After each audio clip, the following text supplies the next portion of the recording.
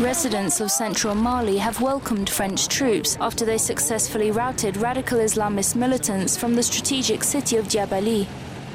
Many of those who turned out to greet the soldiers said they had fled their homes in the city after the rebels took control and attempted to impose a stringent form of Sharia law on the whole community. The Islamists reportedly rolled into the city last week in a 40-vehicle convoy and routed the Malian contingent stationed there before destroying Diabaly's 100-year-old church and instructing residents that they should now live under Islamic rule. Departure of the Islamists is due in large part to a major French Air Force bombardment of Diabaly. This amateur video of burnt-out vehicles and scattered bullets is the first footage to emerge of the successful air campaign.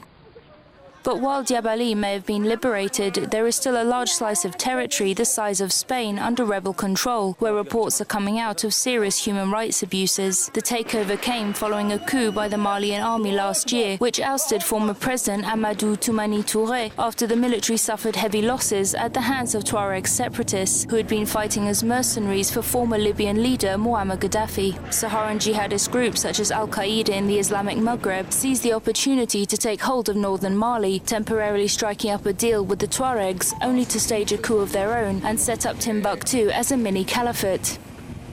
Last week, Islamists in the historic city extended a ban on music, dancing and smoking to include expressing joy of any kind, as it may be interpreted as a sign of support for the French intervention. Residents say that Sharia-style punishments have been enforced, such as public flogging, amputations and even executions, while women have been forced to cover their heads and have been subjected to sexual assaults.